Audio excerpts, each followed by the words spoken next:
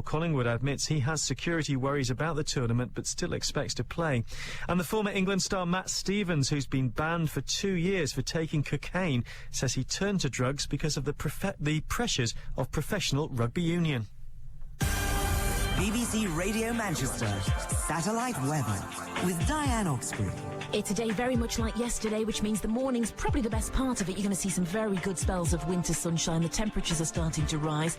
But as you get into the afternoon, we're going to cloud up a little bit, and from time to time there will be some showers crossing the region. Showery rain, but there could be some sleet, some hail, and over the high ground there could even be some snow. Top temperature 7 Celsius. Have lunch with Allan Beswick. BBC Radio Manchester. So that rugby player said, I've turned to cocaine, or was it heroin? I don't know which is which. I've turned to the dreaded white powder because of the the pressures of professional rugby union. No, he's not. He's turned to whatever it was because he's a cretin. That's why he's done it, because he's a complete buffoon. He might be a big, strong buffoon, but he's still a complete and utter buffoon, isn't he? Look, rugby players are tested fairly frequently. You know, drug tested. The reason being that they're all big, heavy blokes, and so there's a suspicion that quite a few of them... I'm not saying that they are, but there is a suspicion that quite a few of them must be on some kind of steroid, because they're huge! They're absolutely huge! And so no one trusts them. They keep coming around and sticking needles in them and making them wee in jars and all that. Given that as the status quo, only a cretin would take cocaine. You're going to be found out, first of all. And then he said, well, it's the pressure of the game. Well, they're all under the same pressure, you useless toe rag. I hope he never gets to play rugby union again. They've only banned him for 2 weeks, but they should just ban him forever. I see no other way forward. Just forget it. You're rubbish. We don't want you. Stay out the business. That's it. Sounds fine to me. I can't be doing with drug cheats. I would actually. There was a bloke in here once. Anyway, good afternoon to you. There was a bloke in here once, and he was a weightlifter, but he was also a pharmacologist. No, I don't either. But I don't think it's the bloke that works in the chemist shop. Anyway, he's a pharmacologist. And what he said was we should just say, take what drugs you want. That's it. Doesn't matter. We can never keep up with the drugs cheats, so let them have their day. And say, there you are, you want to do that, stop. It won't be cheating if we make it legit. Just take whatever drugs you like. We're looking for the highest jumper, the fastest runner or whatever. If you make a complete and utter pig's ear of your body, well, so what's your body? Get on with it. It's an interesting thought, isn't it? Anyway, there you are. Just a passing thought in what passes for my brain. The telephone number, if you wish to join us today, was 01612282255. The email address is the usual one, radiomanchester@bbc.co.uk. And the text number, of course, 07786206951. And I started earlier by saying, where were you in 1984? Unusually, for us, on this lunchtime with Beswick fandangle thing, unusually, we're going to have a bit of structure. Not too much. We want to remain a jelly-like quivering edifice. But we're going to have a bit of structure today. I just want to sort of drag you back to way back when, to 1984. It's not a random date, nor yet the one chosen by Eric Blair in his great novel. No, George Orwell to you and me. No, it's not that. And the reason I'm asking about 1984 is because, of course, that was the year of... I nearly said that was the year of the miners' strike, but, of course, there are a number of years which could be categorised as the year of the miners' strike. But this was the big one, if you will, the gigantic one. It was an interesting year all round. It was the year that Prince Harry was born. You remember Tell Sid? British Telecom was privatised.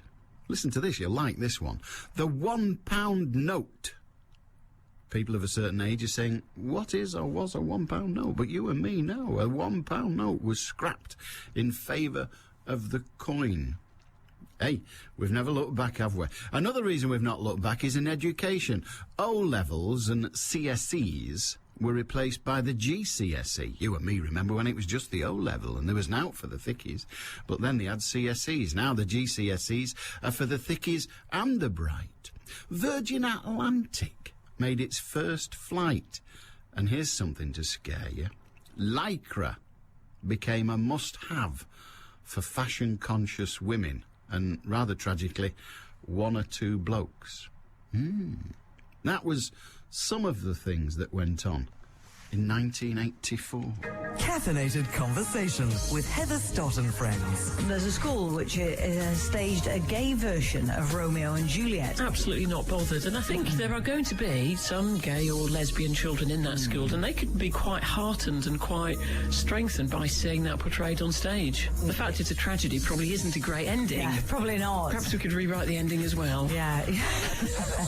Steve, do you do that? Not a great deal, because No. I'm a bloke. I can only do one thing at once. I wouldn't be concentrating on what the person was saying if I was doodling. Couldn't do it. No. It's funny, isn't it, how you can't do two things at once apart from scratch. Caffeinated Conversation. The Coffee Club with Heather Stott and Friends. Just so beautiful. Tomorrow morning from 9 on BBC Radio Manchester. So there we were. 1984. The miners' strike. Began 25 years ago today, March the 5th, 1984, when miners in Yorkshire walked out in protest at the closure of the Cottonwood pit, which is near Barnsley, or at least it was. The unions then discovered it was just the first of 20 collieries due to close, with the loss, eventually, of 20,000 jobs. Scottish miners joined the walkout, and soon half of Britain's 187,000 miners, yes, that's how many we had. Britain had 187,000 miners.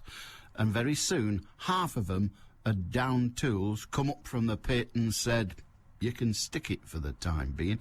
That included men from Goulburn and indeed from other Lancashire pits. The 9 o'clock news with John Humphreys.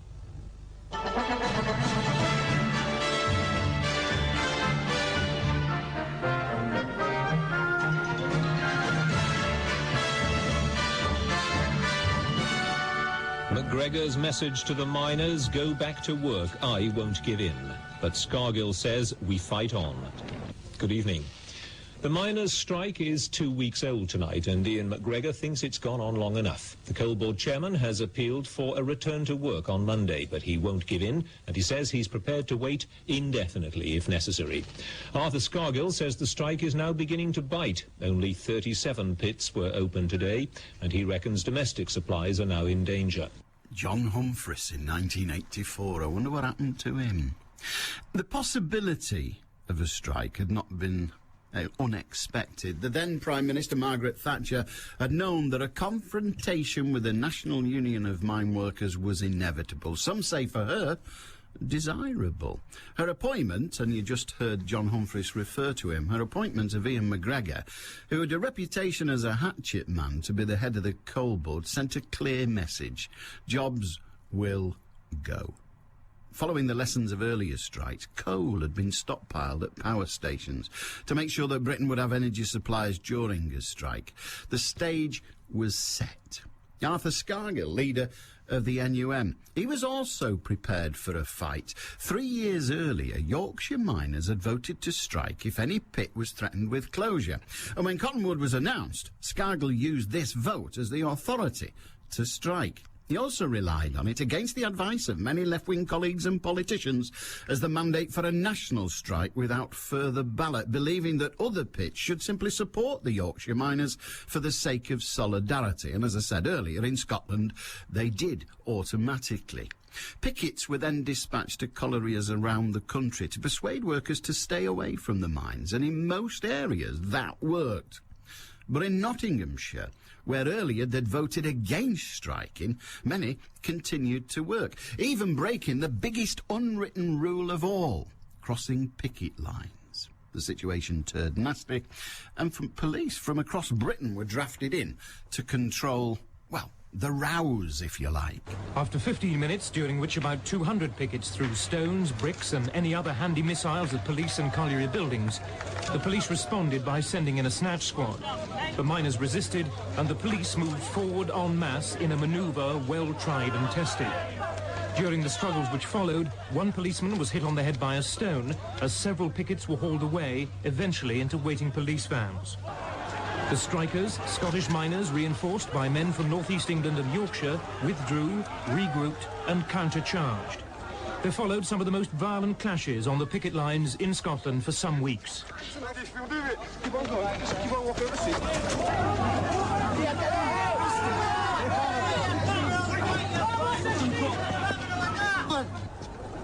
One miner, injured in the melee, was taken away by ambulance. More of his colleagues were arrested. NUM officials on the main gate said they'd cautioned against stone throwing without success, and the police say they warned the pickets before taking action. So that was the meat and drink, if you like, of every news bulletin. That was going on more or less all over the coalfields. The worst of the confrontations was at Orgreave coking plant in South Yorkshire. Pickets there tried to stop supplies of coke reaching the Scunthorpe steelworks. About 5,000 miners were planning to picket there. So the police sent the same number of officers. That's 10,000 people. Many of the officers were equipped with riot shields, and in sweltering heat, police and pickets inevitably, some say, clashed. Mounted officers armed with batons went in to break up crowds of miners. You'll remember those photographs in the newspapers of the time. The police, in turn, were bombarded with bricks and stones. There were injuries on both sides, but the status quo prevailed. Coke supplies continued to get through. Prime Minister Margaret Thatcher remained defiant. This year, as before in our history, we've seen men and women with brave hearts, defying violence, scorning intimidation, and defending their rights to uphold our laws.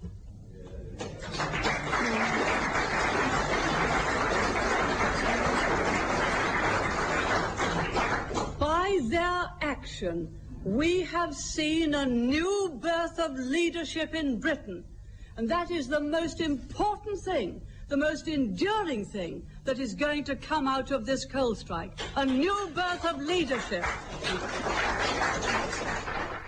Apart from Nottinghamshire, the miners stood shoulder to shoulder, but they also stood toe to toe, and opposite them, well, the government representatives, if you will, in the form of the police, and that was the situation of stalemate for months. But then miners and their families had been without an income for 6 months. Families were forced to rely on food donations and soup kitchens. These were proud people, proud men. In September, a compromise deal was put on the table, but Arthur Scargill rejected it. History tells us that long strikes never hold. So it was the back end of 1984. Miners with mortgages, cars, a newly developed taste for continental holidays and cash in their pockets felt the loss and slowly drifted back to work. Then, after Christmas, the trickle back became a flood. It was obvious to the NUM that the strike was facing collapse. So on March the 3rd, 1985, union delegates voted to call off the action. Even then, it was close, a vote of just 98 delegates to 91. 2 days later, miners with banners, brass bands and claims of heads held high marched back to work. But this wasn't the proud return the men had hoped for. The strike had ended in failure. Even the miners thought they were scuttling back to work. Not all of them, but some of them thought they were scuttling back to work with their tails between their legs. Some blamed the strike breakers, scabs, many of whom remain ostracised to this day. Some blamed Scargill and his failure to call a ballot. Some blamed Labour leader Neil Kinnock for his less than effusive support. Some blamed the trade union movement as a whole, but most blamed Thatcher, and to this day can't say that word without spitting it out. There again, many of the electorate applauded the Prime Minister. The movement, the thought abroad was, and had been for many years, that the trade union movement was all too powerful. The tail of the trade union movement was wagging the dog of government. It had to stop. So many applauded her. The Prime Minister had necessarily, they thought, taken on the strongest union in the land and won. That was 1984 and the miners' strike. We're going to talk to an author a bit later on. We're visiting a pit village, or a former pit village. We're also going to have a wee chat with a man who was around at the time. And he was involved in the trade union movement then. Now he's the regional secretary of the TUC. That's Alan Manning. And hopefully, to you can talk about anything, because it's the Beswick programme and you always can. But where were you in 1984? And more importantly, perhaps for today, where did you stand? Were you amongst those many people in the Northwest who went out and raised money to help the miners? Loads of entertainers put on gigs free of charge so that money could be raised in order to help feed the miners, as it were. There were people marching in support of the miners, but many others sat there and said, no, the miners and the trade union movement need taking down a peg. And where's it left us? Where are we now? The trade union movement is, to a large extent, weakened, bludgeoned into submission, you might say. But then the right wing has also disappeared. It may be in the ascendancy, but it went. The politics of Thatcher were gone. I suppose you could say that the children of 1984 were middle-of-the-road politics, with middle-of-the-road politicians with middling ideas. Where were you in 1984? 12:20 on BBC Radio Manchester. News headlines. Anna Dawson. The Bank of England's announced it's cut interest rates from 1% to 0.5%, a record low.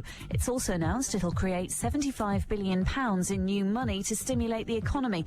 It won't be in the form of banknotes, though. It means the bank can buy assets such as bonds without having to borrow. The Pakistan Cricket Board says it'll lodge a protest over comments by match referee Chris Broad in his Manchester press conference after the terror attack in Lahore. He was strongly critical of the security for the Sri Lankan team and officials. And Chelsea footballer Ashley Cole's been arrested by police for being drunk and disorderly. Officers have confirmed the star, who's married to Girls Aloud singer Cheryl Cole, was arrested in South London in the early hours. Manchester's weather, lots of sunshine, the odd shower, highs of 7 Celsius. BBC Radio Manchester, 2020 traffic. The A671 Oldham Road between the M62 and Rochdale Town Centre, that remains closed at the moment with delays. That's due to accident investigation work from this morning's incident between Melbourne Road and Broad Lane. A lot of traffic lights out at the moment. A few sets of traffic lights still remain failed. A56 Deansgate at Liverpool Road in Manchester City Centre, the big junction there, the crossroads near the Hilton Hotel. Carrington Lane as well between Flixton Road out towards Partington on the Manchester Road. Traffic lights out there at the junction, stuck on red. And also all morning at Bolton Road, Stubbings, the traffic lights have been out there at Stubbings Street. Good news that the 2 car fires on the M62 eastbound at Junction 7, Mayhill Stoops, and on the Knutsford Services section of the entry slip road to the M6 northbound, they're both out and the traffic's returned to normal. If you want to update us, call in on 0161 244 4951. I'm Matthew Cameron. Decongesting Manchester, one car at a time. 2020 traffic. We're talking about the fact that the GCSE and CSE, as we understood it, fell to its death, fell on its sword, if you will, in 1984. And the CSE, whatever it was, I can never remember which is which. Anyway, it came out. But she does mention, she says, Joan in Catskill says, in Lancashire, there was the ULCI qualification for people at secondary modern schools in the 1960s. Well, it wasn't just for them, of course, the ULCI, and it wasn't just Lancashire. It was the Union of Lancashire and Cheshire Institutes. I've got a bag full of them somewhere. Anyway, they weren't just for secondary modern schools. They were a rather more practical examination than the GCSE. But yes, you're right to mention them, so thank you for that. 0161228 2255, Radio Manchester at bbc.co.uk, and of course you can text on 07786 206 951. Where were you in 1984 for the miners' strike? Were you a striking miner? Were you a police officer being spat at? And indeed, in the early days of the strike, of course, making cups of tea together on the brazier. Where were you in '84? Not just where were you physically, but where did you stand on the whole thing? It's a quarter of a century since the '84 miners' strike began. It was one of the most defining points in the history of British industrial relations. It divided communities. Dear God, it even divided families. BBC Radio Manchester's Jonathan Alley is at the site of one of the former mines of Wigan. He's in a pit village. Jonathan. Good afternoon, yes, Alan. I'm in Golborne, which of course used to have a colliery employing nearly 600 men and women on this site. And if you came here now, you'd never ever imagine there used to be a pit head here at all. If that's for me, tell him I'm busy. Never imagine there used to be a pit head here at all. The only reminder is the fact that at the entrance to Kidglove Road, which is now an industrial estate, is a large granite block remembering the men who worked and died here between 1880 and 1989 when the pit actually closed. I'm joined by a number of people who have close associations with the mining industry. I'm joined by Alan Mitchell and Brian Eden, who are both miners here at Golborne. Now, just give us your memories of March the 5th, 1984, when the men at Cortonwood in South Yorkshire went out and started the miners' strike. Well, what happened, we went to the union cabin, then all of a sudden a boatload of Yorkshire men come diving on us, saying you're out on strike as them from there, didn't they? Yeah.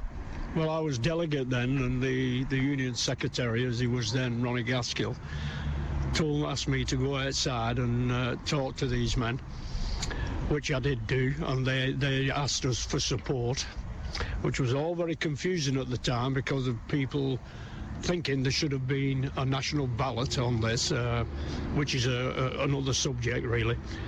And I promised that we would do our best and would talk about this to support them, and the result of that, a large amount of men who gathered outside the union cabin decided as from that moment they would support them. Now, you were out for probably, more than a year? Yes, definitely more than a year, yeah. And how difficult was it to actually do that, to be out on strike without a wage coming in? Well, it was extremely difficult. I mean, people have some strange ideas that we're sort of going on holiday. Anyone who's striking, well, that's not the case. I mean, there's a lot of thought goes into it. There's a lot of fear behind it. But at the end of the day, you look to your leaders, and because obviously they're more involved in discussion that's been going on, and you look to these for leadership and for knowledge.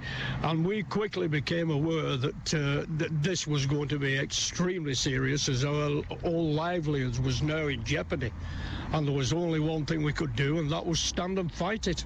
Now, Alice Mitchell, you're a miner's wife. You're still married to Alan, of course. What was it like for you from a woman's perspective to see your loved ones come out on strike? Well, it weren't as bad for us because I was working, but Russians sent us food parcels, which we was glad of. And they helped us out a lot. I take it was a difficult time, though, for the community of Golborne. Yeah.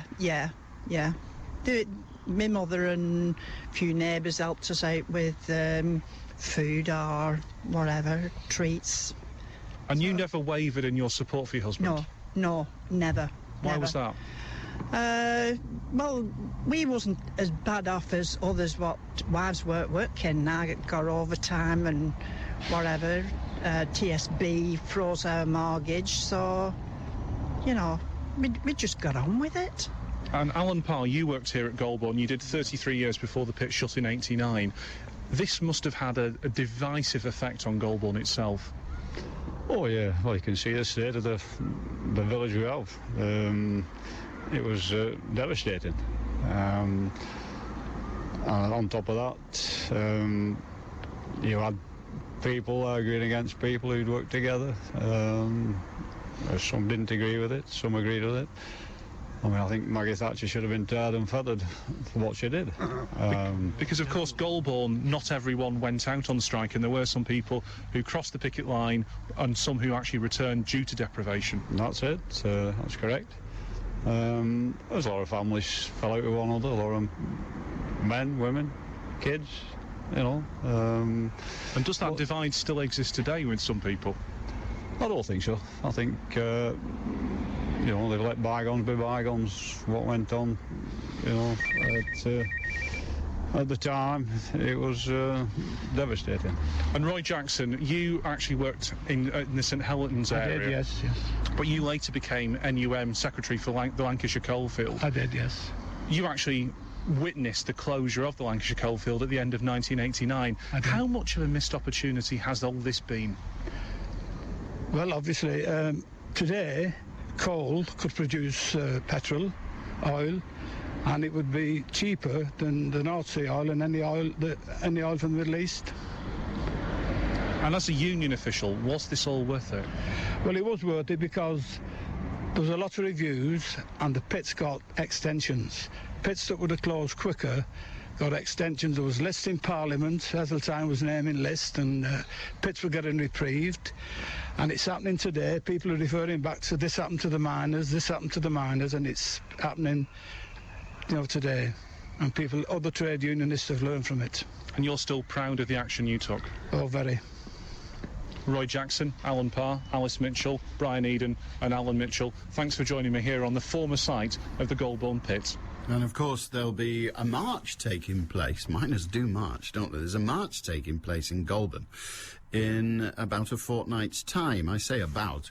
It's to remember the fact that miners, and we must always remember this, that miners die underground. And on the 18th of March 1979, 3 died in Goulburn in the Goulburn mine blast. 3 men were killed in an underground explosion. 8 others were seriously injured. A fireball shot 200 yards along a tunnel, which was, I think about 2,000 feet underground. And then by the 2nd of April, the number of dead had risen to 10. There was just one survivor, a 20-year-old electrician called Brian Rawsthorne. If Brian is listening, a very good day to you. 0161 228 2255. And did you hear those men there, those miners? It's very hard not to take sides. Many working class people hold miners in esteem, really, because they did do a bloody hard job, a job that, frankly, I wouldn't have given me. But let's remember, they were paid by the end. By the time we got to the 80s, miners were paid extraordinarily well. And that strike, they lost. You heard those 2 mining officials, former mining officials, giving their view of the outcome. Frankly, I don't think they'll be too offended if I say they were clutching at straws. They got stuffed. In footballing terms, they were beaten 12-0. They won as much as Warrington Rugby Club has won this season. They won nothing. Yes, 1 or 2 pits were delayed. I'm afraid that's what they call a Pyrrhic victory. Thatcher won, Scargill and all the miners lost. We'll talk later with the TUC Regional Secretary about the consequences and benefits, if there were any, for the trade union movement. But what's your view? John in Timperley. Hiya, John.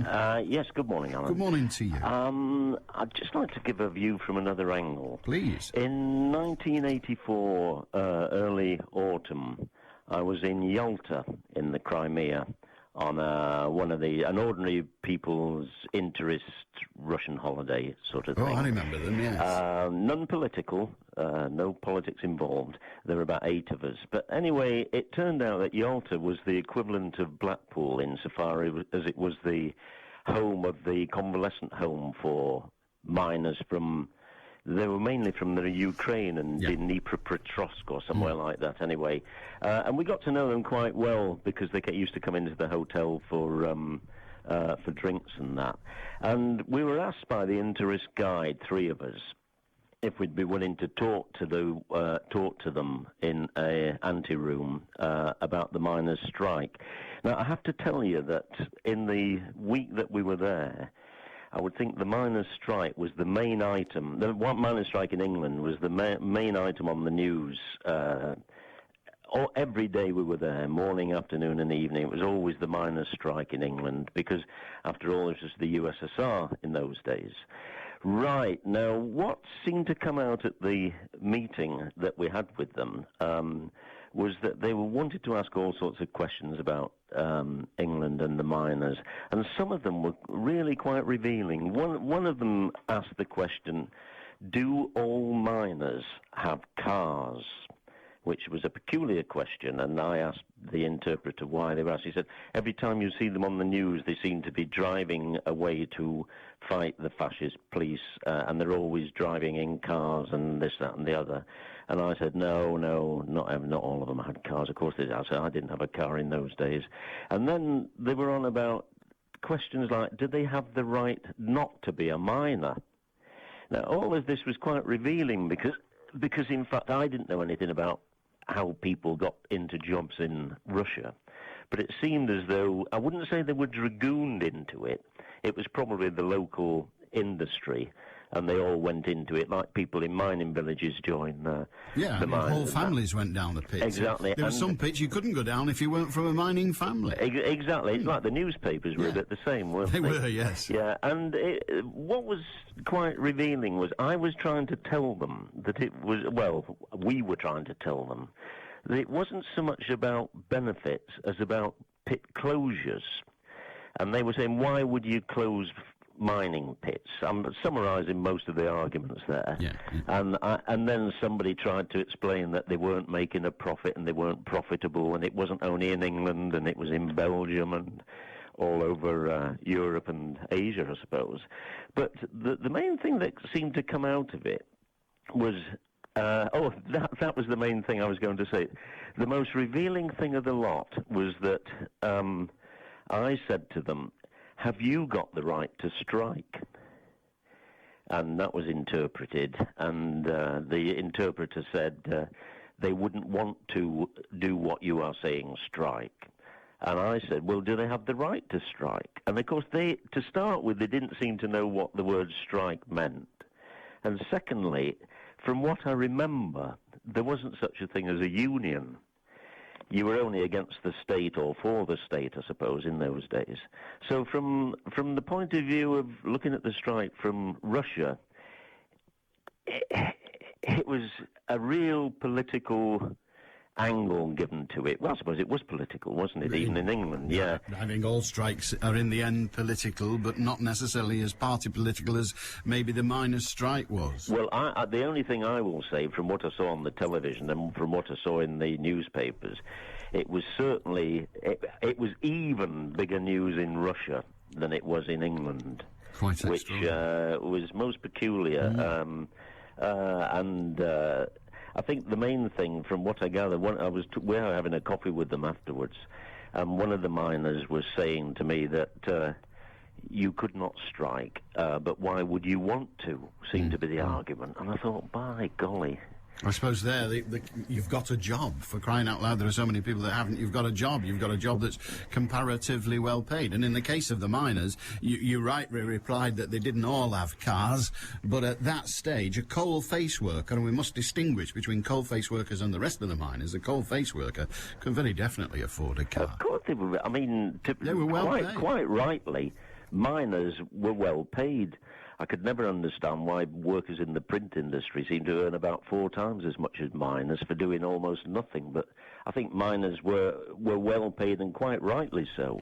John, good to get that view of it. Thank you very much indeed. Thank you, Alan. Cheers. And on a similar note, really, an email from Mark says, I used to read the Daily Express back in the 1980s, mainly because then, before centralisation, of its excellent North West sports coverage. However, I also remember the Daily Express reporting back then how the miners' strike was apparently funded by the Kremlin. Indeed, I said John's point was emphasised here. Yes, says Mark, at the height of the Cold War, Arthur Scargill and miners were basically traitors in the pockets of the Soviets. Well, according to some elements of Her Majesty's press. And Middle England bought those lies, said Mark.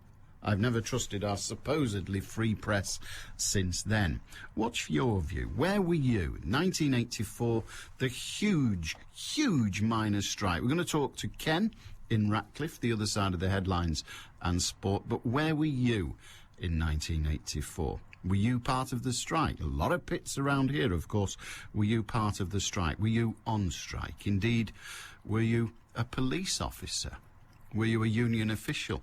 Were you a Jobsworth? Were you above ground? Albert from Lee says, Arthur Scargill was the wrong leader to lead the miners at that time. His first mistake was not to have a ballot. If he had, he would have got the support of the other trade unions. His motive for the strike was to bring down the Thatcher government. He got his comeuppance at the hands of Margaret Thatcher. I feel sorry for the miners who lost their jobs due to the bad leadership of Arthur Scargill. Newspapers and all sorts of other organisations have spent the last month trying to talk Arthur Scargill into giving an interview. He will talk to no one. 20 to 1 on BBC Radio Manchester. News headlines. Anna Dawson. The Bank of England's announced it's cut interest rates from 1% to 0.5%, a record low. It's also announced it'll create £75 billion in new money to stimulate the economy. It won't be in the form of banknotes, though. It means the bank can buy assets like bonds without having to borrow.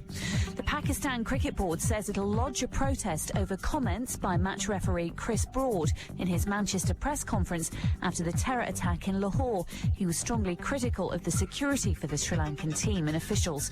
And Chelsea footballer Ashley Cole's been arrested by police on suspicion of being drunk and disorderly. Officers have confirmed the star, who's married to Girls Aloud singer Cheryl Cole, was arrested in South London in the early hours.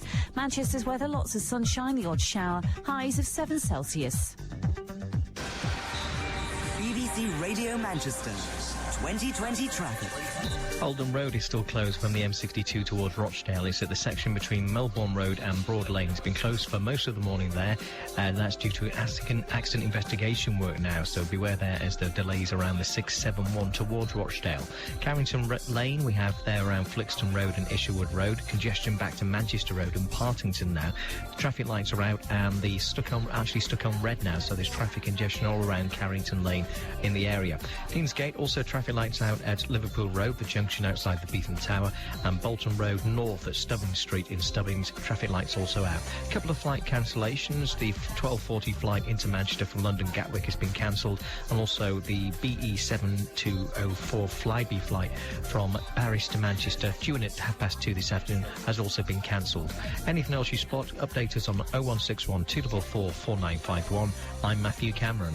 BBC Radio Manchester Sports with Mark Elliott. We'll start with Rugby League, and in the next hour, Warrington Wolves are expected to announce the arrival of England coach Tony Smith at the club. The current coach, James Lowes, is expected to stay on as his assistant. The Wolves have had a run of 8 successive defeats going back to August. We'll bring you all the details at 1:30. Well, the new Sale coach, Jason Robinson, has backed Wigan Warriors to bounce back from their poor start to the Super League season. Despite Robinson's former club suffering their worst start to a campaign for 24 years, he says he's sure things will improve. It's where you finish that really matters. It was good that they got the win last week. That will certainly have done confidence a world of good, but they've got a great coach there. You know, I spent time with Brian Noble. I know what he's all about. I know his philosophy, the effort that he puts into it, and you know, if there's any man that could change results and get the players performing, it's him. On to football now, and Oldham's on-loan striker Dean Windus says he's glad to put the record straight about reports that he said he wouldn't play for the Latics again. He was quoted on his own blog that he was unhappy because he'd only been brought on as a substitute in the last minute of Monday night's game against Leeds. But this is what he had to say this morning. Never said that I was walking out of Oldham. Never said I was never going to come back, because I'm contracted to this football club to the end of the season. So, as far as I'm concerned, it was a storm in the teacup. You know, it was in the papers this morning that I've got to retire now. Well, all the rubbish that is, you know what I mean? I've come to Oldham to get in the playoffs. It's not about Dean Windus. You know, if I play, then I play. If I don't, you know, obviously I'm not going to be happy about it, because I've come in to play football. At the end of the day, I could have stayed at Hull and sat on the bench at Hull in the Premier League. The Wigan manager Steve Bruce could be in trouble with the authorities after his fierce criticism of the Premier League's youngest referee, Stuart Atwell, who officiated over the Latics' 1-0 defeat by West Ham at the JJB last night. Carlton Cole was sent off for the visitors 3 minutes after scoring the only goal of the game. Lee Cattermole followed in the second half for his challenge on Scott Parker, and Bruce hit out at the standard of Atwell's refereeing. The big decisions, unfortunately, Mr. Atwell is, I don't think at this particular moment, is quite ready for the Premier League, and the big issues that we talk about, were there for everybody to see. I've got no complaints about the result. West Ham were the better team, and if we had been playing now till midnight, we wouldn't have scored. But every time I talk about the same thing is particularly frustrating. Mark Hughes says the Manchester City striker Craig Bellamy shouldn't be out of action for more than a month with his current knee injury. Meanwhile, he's praised Vincent Kompany for playing through the pain from a toe injury to help City beat Aston Villa 2-0 last night. Hughes singled out the Belgian as a great example for the rest of his players to follow. He's been immense and he's really struggling with his injury to his toe, but he's quite prepared to put his body on the line for the team, and once again he was there for everybody to see, and it was a huge performance from him. When you've got players like that in your team, then that drags everybody along with you as well. On to cricket, and Bangladesh have cancelled their home series against Pakistan. The Bangladeshi Cricket Board cited security concerns in the wake of the Lahore terrorist attack for the decision. Pakistan were due in Dakar on Saturday for a series of 2 T20 games and 5 one-day internationals. Meanwhile, the head of the Cricketers' Union, Sean Morris, says there must now be serious doubts about the England players taking part in the Indian Premier League next month. Paul Collingwood admits he has security worries about the tournament but still expects to play. Dimitri Mascarenhas, who's due to be playing for the Rajasthan Royals, says he'll be seeking assurances before he decides to go. I'll be speaking with, obviously, the owner of the Rajasthan Royals, Manoj Badali, and captain and coach Shane Warne, and obviously discussing the security arrangements. You know, if all security measures can be met, and, you know, the security is really packed in, I'd love to go to India, but if not, if the guarantees can't be made, then obviously I definitely won't be risking my life to play some cricket. Well, elsewhere, the International Cricket Council's confirmed this morning that England and Scotland will meet in a 2020 match for the first time in June, as both teams prepare for the World 2020 Cup. And that game against Scotland will take place at Trent Bridge. And finally, for now, the former England rugby union prop Matt Stevens, who's been banned for 2 years for taking cocaine, says he turned to drugs because of the pressures of professional rugby union. He's compared it to being in 2 car crashes and admits that he dealt with it the wrong way. The next live action on the Northwest's biggest sports station. It's Super League and it's full commentary on Salford against Harlequins tomorrow night in Manchester Sports from 8. BBC Radio Manchester. We're talking 1984 today, and anything else you feel like talking about, to be honest, on 0161228 2255. Ken in Ratcliffe. Hiya, Ken. Hello, Alan. It just seems to me, I mean, with the miners' strike and all that, the Tory governments of the day, they seem that they think miners are fair game to have a go at, like Churchill did when he played about with the gold standard, and he put the price of coal up what was exported.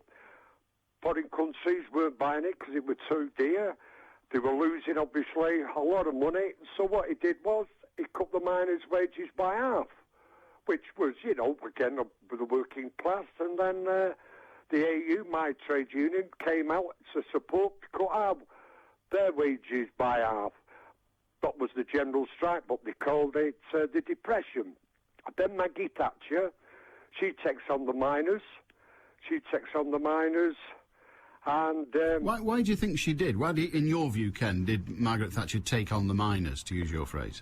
Well, this is more in my opinion. I think it was already sorted out in the corridors of power. I think they say that they didn't want coal miners.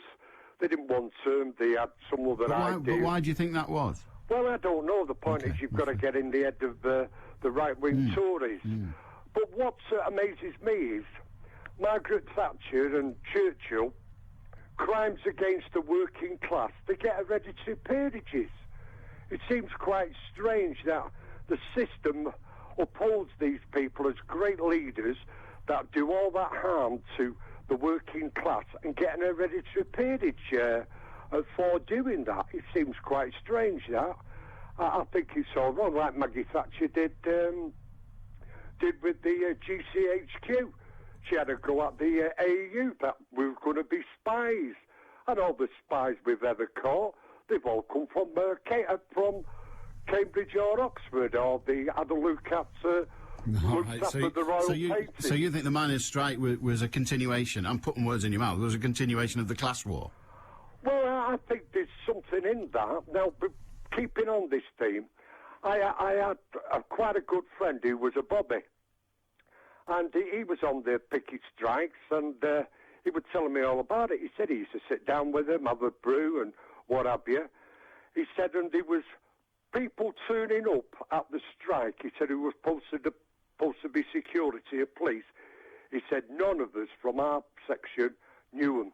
Dan had a clue who they were. He said, where they came from, nobody knows. And this was a copper at the time.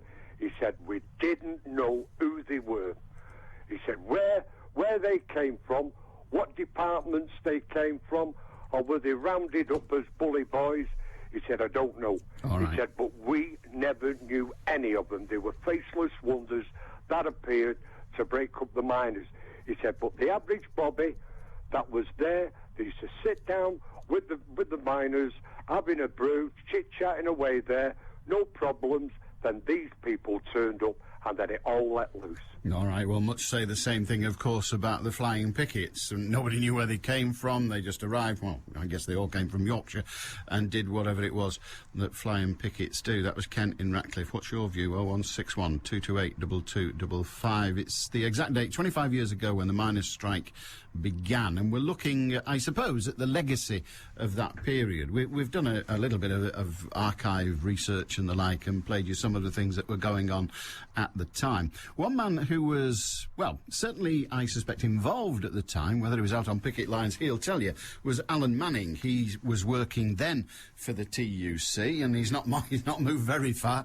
He's still with the TUC, but now the august position of Regional Secretary. Alan, hi. Afternoon. The first thing is that that period is seen by many as a fulcrum, if you will, in the power and, dare I even say, credibility of the trade union movement. The trade union movement was injured then, wasn't it? Severely wounded, some might say. Yes, and I think you've got to see, I think there's a context to it, though. I think it's right to point that the miners' strike was a very significant period in the history of the trade union movement, but it was within a context. I think the context is very significant changes in the economy and the labour market and the composition of the trade union movement. We'd had a very deep recession in '82, and certainly, I mean, in this region, the textile workers' unions, and there were more than one, within a period of about 9 months, they literally lost about half of their membership. The recession really dug deep into the traditional areas of traditional industries, the areas of traditional trade union strength. The TUC lost 2 million members between '79 and '82.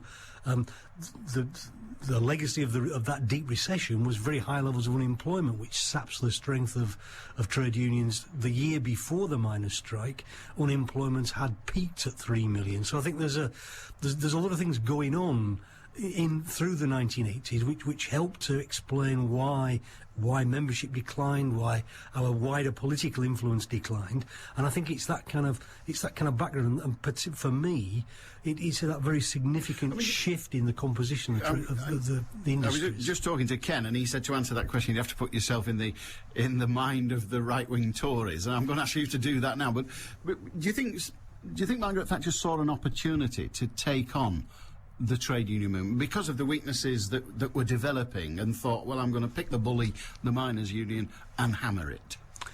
I suspect there's a number of things going on. I suspect that deep within the Tory party there was a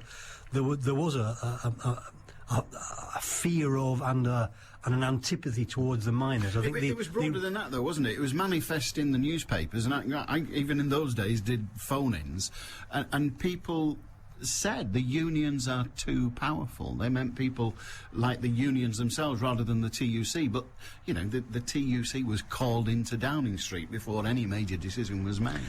Yes, I mean, I accept that was around. I mean, I think, I was going to say, I think there was an antipathy to the miners in particular, because deep within the Conservative Party, they remembered the collapse of the Heath government and the way in which, way in which the miners had been part of that kind of scene. I mean, the Tories and Thatcher had a very clear strategy of reducing the power of the trade union movement. We were seen as we would get in the way of flexibility, of privatisation, and all that, all the part, all their kind of neoliberal agenda, and therefore we were clearly seen as part of the problem. But I think within that, I mean, it could have been the flashpoint, could have been one of many. But I think the miners in particular, there was a feeling in the Conservative Party that they had a score to settle with the miners. So what then has been the consequence of that? And I don't just mean in the loss of membership, because that might have happened anyway as the industrialisation. You made the point earlier. The industrialisation movement and diminished. So. What's been the consequence from the trade union movement? It used to be that when the TUC General Secretary spoke, the world listened. It used to be that when you had your annual conference, it was on telly, and everybody... It's on the BBC Parliamentary channel. I don't think that quite counts as telly, Alan, but I don't think I'm allowed to say that. But what has been the consequence for the trade union movement as a whole? Not just the miners' union, but the whole entity of unionism. I mean, certainly the experience and the politics of it fueled and continue to fuel the kind of the general Tory programme of trying to restrict unions, and the legal climate got much more difficult. So that's one of the legacies that we've still got. I mean, Clause 4 was lost, wasn't it, on the back of this? Clause 4, was it 4? Yeah. Clause 4 became, should we say, a target, and that led us to middle-of-the-road politicians like Tony Blair and the like.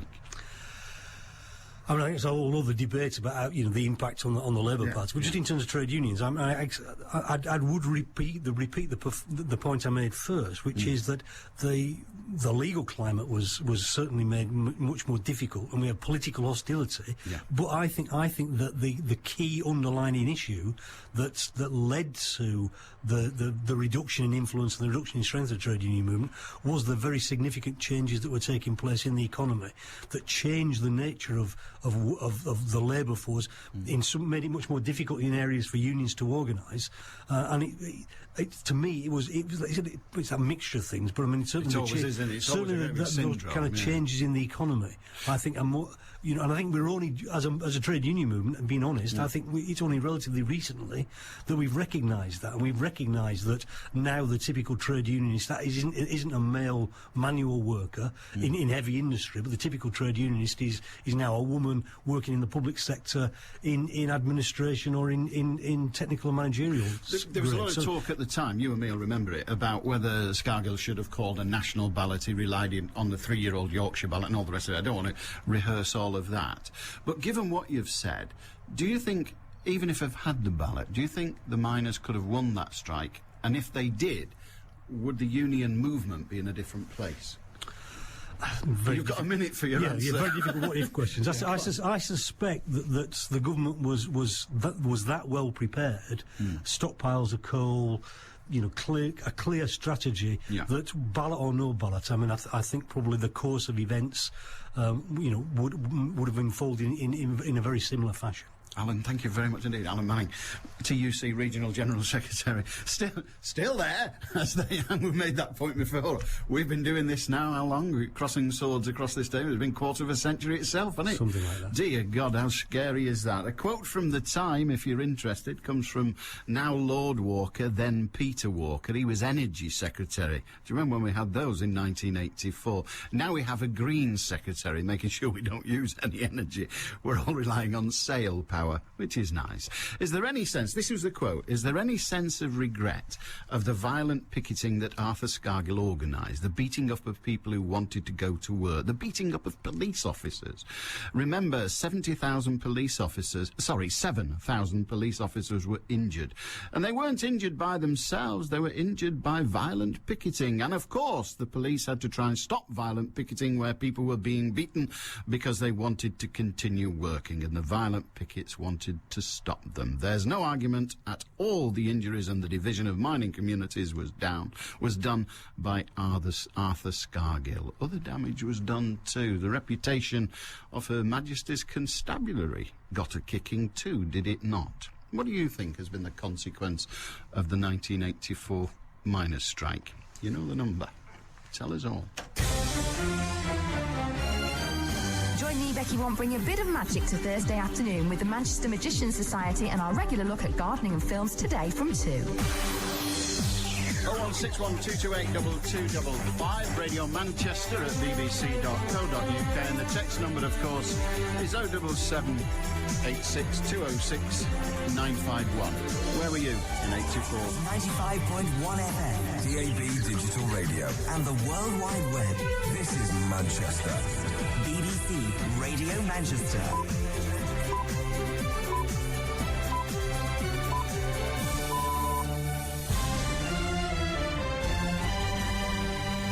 At 1 o'clock, interest rates hit an all-time low and a man's charged over the alleged blackmail of a Manchester City player. Dean Windus has put the record straight over his falling out with Oldham. Well, this afternoon is going to be mainly dry with some sunny spells, just the chance of a shower, top temperatures 7 Celsius. And the A671 Oldham Road between the M62 and Rochdale, that's between Melbourne Road and Broad Lane, still closed due to accident investigation work.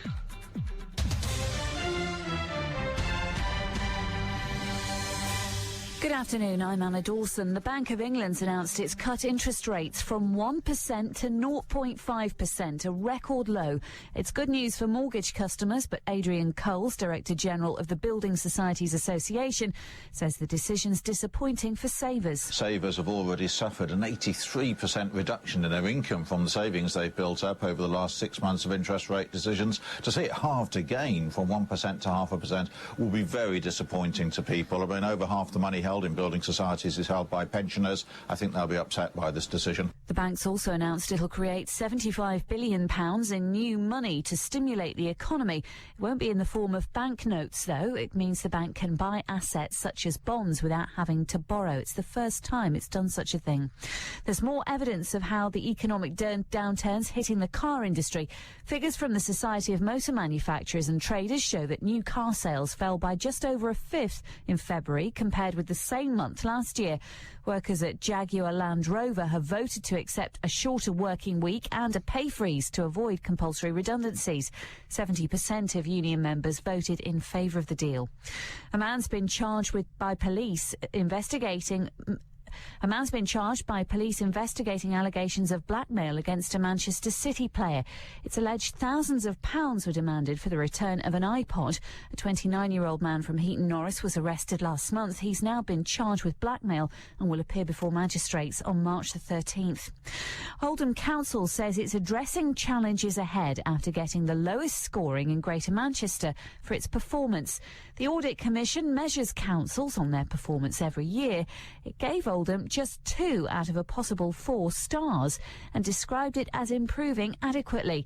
Deputy Council Leader Jackie Stanton admits they do need to make changes in some areas, but says they're doing well in others. In the service areas, we are a 3 on benefit, culture, environment, housing, social care for adults. Social care for adults, we actually were rated excellent within the country, and we do have many authorities coming to us seeking advice, looking at what we do. The Pakistan Cricket Board says it will lodge a protest over comments by match referee Chris Broad in his Manchester press conference after the terror attack in Lahore.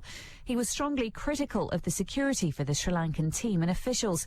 The former England player, travelling behind the team in another bus, whose driver was killed, says he and his colleagues were left like sitting ducks due to the lack of security. Chelsea footballer Ashley Cole's been arrested by police on suspicion of being drunk and disorderly. Officers have confirmed the star was arrested in South London in the early hours. And Michael Jackson will make what's been described as a special announcement at the O2 Arena in London this afternoon. He's expected to give details of a series of concerts. The singer last performed in 2006 at the World Music Awards in London. The broadcaster Paul Gambaccini says demand for tickets will be huge. Celine Dion started it in Las Vegas. Elton John would spell her in her holiday months. And Prince did it at the O2. And here you just put the set in and you don't even have to move around. It's fantastic for them.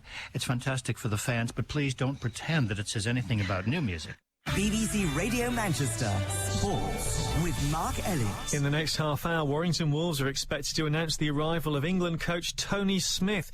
The current coach James Lowe is expected to stay on as his assistant. We'll bring you full details at 1:30.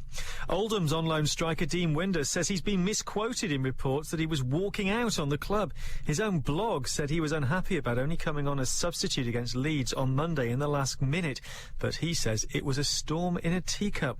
The head of the Cricketers' Union in Britain, Sean Morris, says there's now serious doubt about the England players taking part in the Indian Premier League next month. All-rounder Paul Collingwood admits he has worries about the tournament but still expects to play. Bangladesh have cancelled their home series against Pakistan. The Bangladeshi Cricket Board cited security concerns in the wake of the Lahore attack for the decision. And the former England rugby union star Matt Stevens, who's been banned for 2 years for taking cocaine, says he turned to drugs because of the pressures of professional rugby. BBC Radio Manchester satellite weather with Heather Stott. Well, many of us will get away with a dry afternoon with some sunny spells from time to time. However, there is the risk of seeing some light patchy rain through the afternoon, and that could possibly turn out to be wintry, especially across the hills. Top temperatures today, 7 Celsius. Allan Beswick with you on the phones. 0161 228 2255. BBC Radio Manchester. We're talking about the miners' strike today. We've been hearing from Alan Manning from the trade union movement. We've been to Goulburn. We're going back there a bit later on and talking about your moments. What did it mean to you, for you? What did the miners' strike do to the United Kingdom 25 years ago? As I say, we've heard about the role of the unions and indeed the trade union. We've also come to the conclusion that it changed the course of British history, which is one of those sweeping statements, but everything changes the course of British history, doesn't it, if you think about it? But it was a sort of fulcrum. There was a big change at that time. Francis Beckett and David Henk together have written a book all about that period. It's called Marching to the Front Line. I've had it for about a week. I'm about halfway through it. That's very slow reading. The reason is I keep going back and reading bits again. I don't think I'm ever going to finish. The book itself is hypnotic, and the authors are on the line. Francis, David, good day to you. Good day to you. Good day. Marching to the front line. What does one say? It felt like a front line to the miners, I'm sure. But between you seem to argue that a bit like World War II was just the second half of World War I. You seem to argue that the seeds of the 84 strike were sown in the 20s, the 1920s. Yes, they were.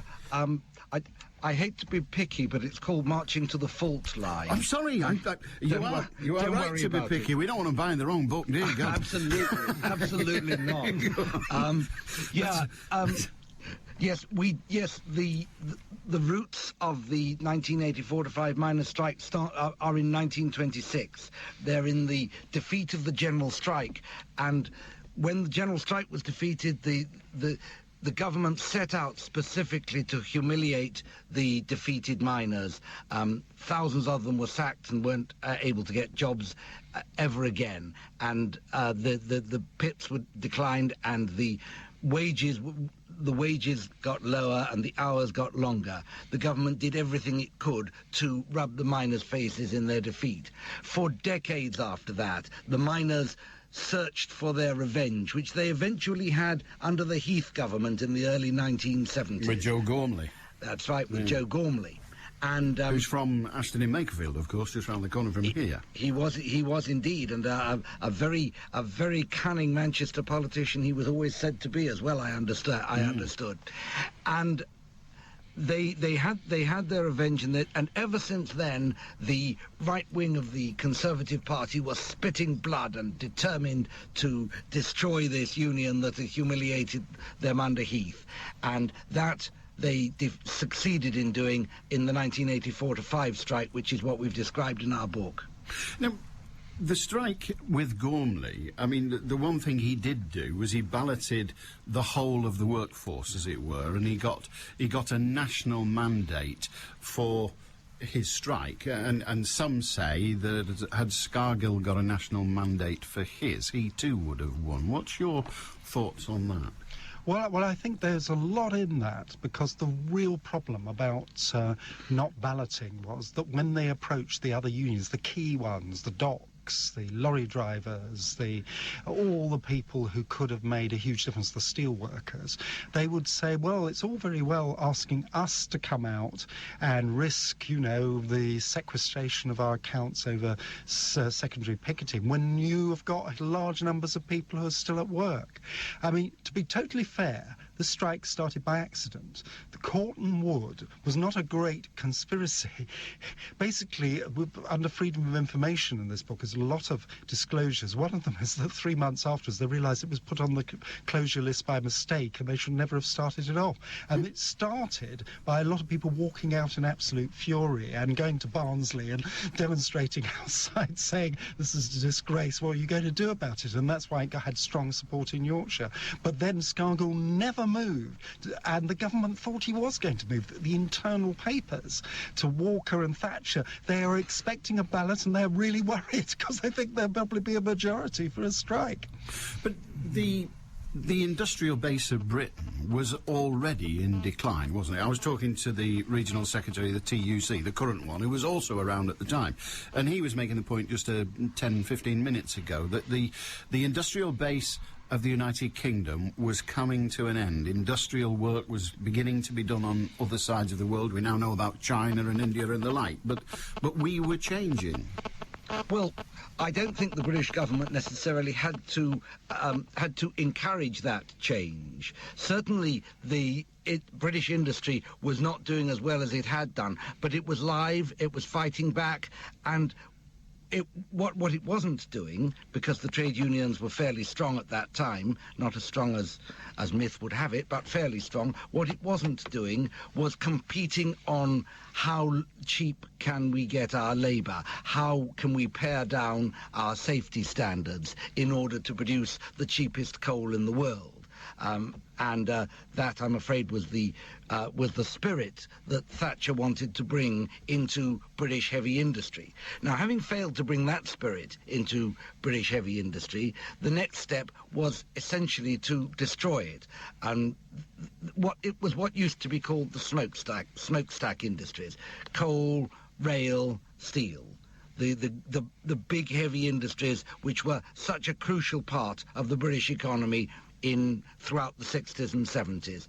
And those were the industries where Thatcher felt that she couldn't control employment, she couldn't bring the wages down to the level where you could compete with what were effectively slave labour wages in other parts of the world. The only alternative was to bring those industries down and make Britain dependent effectively on service industries, to make us become a service economy.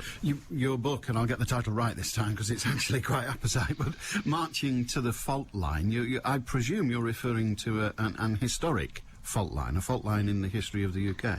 Yes, this is the point, that trade unions who had been used to coming into Downing Street over beer and sandwiches and sorting out the problems of the nation were thrown out.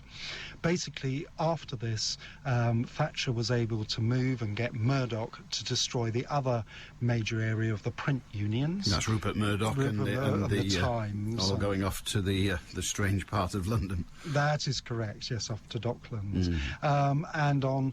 And after that as well, this enabled, really, when Tony Blair won that historic Labour victory, to be able to govern, as he put it, as New Labour. That meant none of these hoary hands of toil are going to be crossing my premises at any time. But Kinnock was a party to that, wasn't it? Because Kinnock started that journey. I know he didn't do awfully well in the polls, but he started that journey. He started, if you will, the attack on Clause 4, didn't he? Yes, he did, but there's a vast... I should actually say, by the way, that David Henke and I have also written a biography of Tony Blair. We may yet come to forgive you. I hope you'll forgive us. It's easily the most hostile biography that's ever been written. Does that make it all right? Then you have my blessing. Thank you very much. Sorry, yes. But what the conclusion that we came to was that the Kinnock settlement was a fundamentally different thing from the Blair settlement. Yes, Kinnock started the Labour Party along the road of making of changes that were actually necessary to make it electable. What Blair started to do in 1994 was to turn it into an entirely different political party with entirely different objectives, entirely different priorities. And I think our view would be that from the time that Blair became Labour leader, Labour turned away from the poor whom it had been set up to represent. Now, this relates to the miners in the sense that what Kinnock was doing during the 1984-5 strike, I think both David and I have some sympathy with, because he was trying desperately, firstly, to make sure that as little damage to the miners was done as possible, but secondly, to ensure that Labour remained electable, because if Kinnock believed, and he was right, that if Labour wasn't electable, then no advances for working people would be possible. You say you did a hostile biography of Tony Blair. I must hook it out and read it. But Tony Blair at least was able to read the writing on the wall, the writing that was writ large in 1984 and writ again with the removal of Clause 4 and other elements. Yes, he was. I mean, there was also a rather remarkable disclosure there. Blair's former great flatmate, Lord Faulkner, if you remember, the Lord Chancellor, is revealed in this book in glowing detail as the man advising the then Coal Board boss, Ian McGregor, on how to recognise the breakaway Union of Democratic Miners in Nottinghamshire, keep them at work, offer favours and even intervene when they were losing, frankly, battles in the courts against the NUM, as it's turned out, according to again stuff that's come out under Freedom of Information, to basically help the Coal Board defeat Scargill. And so in a way one of his closest friends was actually working on the side, although he would always argue it was a straightforward, a barrister takes one job and another, but nevertheless and guess who the UDM were? Who their top lawyer was? Lord Igor Judge, who's now the Lord Chief Justice, but he made his mark as the UDM's barrister. What you have here, you see, I think, if I can just say this, is the difference between the Labour Party under Kinnock and the Labour Party under Blair. The Labour Party under Kinnock wouldn't have dreamed of having as one of its leading government ministers somebody who had helped to destroy the miners' union. In one sentence, and I really do mean that, I want to use shorter ones if possible, we are in a situation presently where the Labour Party, in the polls at least, looks like it's face down in the water. They've got a leader whose, even the reputation he had built is being shredded every day. How much of where we are now is a result of that fault line? Most of where we are now is the result of that fault line. The 1984-5 miners' strike, and this is why we wanted to write a book about it, was the time when Attlee's Britain turned into Thatcher's Britain, when a welfare state Britain turned into an anti-welfare state Britain, when a Britain with strong trade unions turned into a Britain that didn't like trade unions, where a Britain with a strong public sector turned into a Britain which only valued and now the you're private just teasing sector. me. I'm going to have to ask another question, and that is, again, one sentence, a shorter one even than that. Oh, where are we going to from here? Well, I think it's pretty grim. I mean, the real panic in Whitehall is, will there be a mass middle-class revolt? If there is, we've got such a great surveillance state, because that's the other thing that's come out, mobile phones, cameras everywhere. We could have a similar crackdown against the middle classes that the miners faced. Now we're all scared. Francis Beckett, David Hank, authors, thank you very much indeed. Nice The to book, talk to you. and I will get the title right for the second time, and that is Marching to the Fault Line. Honestly, if you have any interest in the politics of the United Kingdom of now, indeed of the whole of the last century and now, then on the distance I've got in it thus far, I got about halfway through, it's well worth the read. And lots of stuff. The one person, I said this earlier about the BBC, about ITV, about all the newspapers, all the magazines, left and right, not one of them has managed to get an interview with Arthur Scargill. Make of that what you will. Eamon and Diane. It's about life. Dogs often look like their owners. Yes, they do. What kind of dog has you got? Golden retrievers for the most part. Slobbery. No, they're not slobbery. They've got lovely golden hair and lovely smiles. What dog would I have then if it was to look like me? Little Shih Tzu. You did ask. Eamon and Diane. It's about you. Talking about the eye test, I failed the eye chart test. When the optician asked me to read the bottom line, I said printed in the United Kingdom. Very good.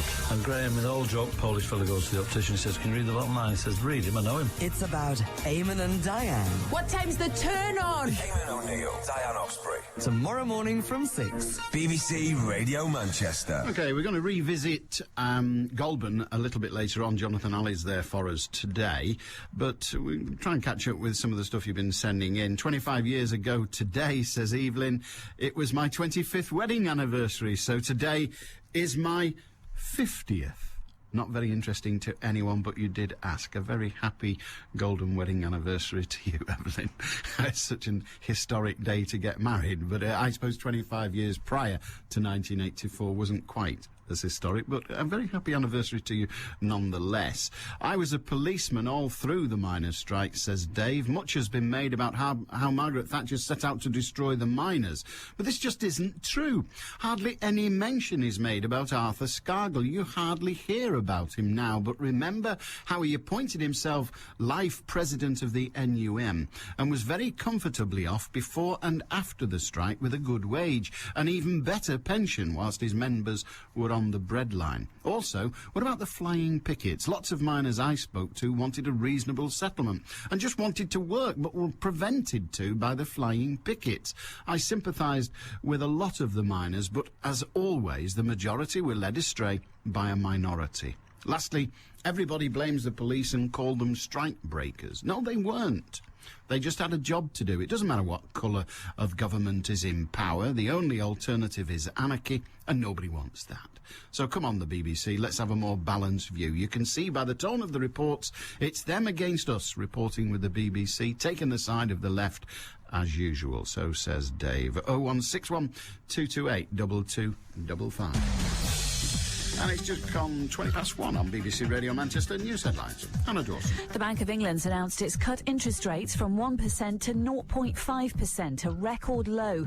It's good news for mortgage customers, but bad news for savers. The bank's also announced it'll create £75 billion in new money to stimulate the economy.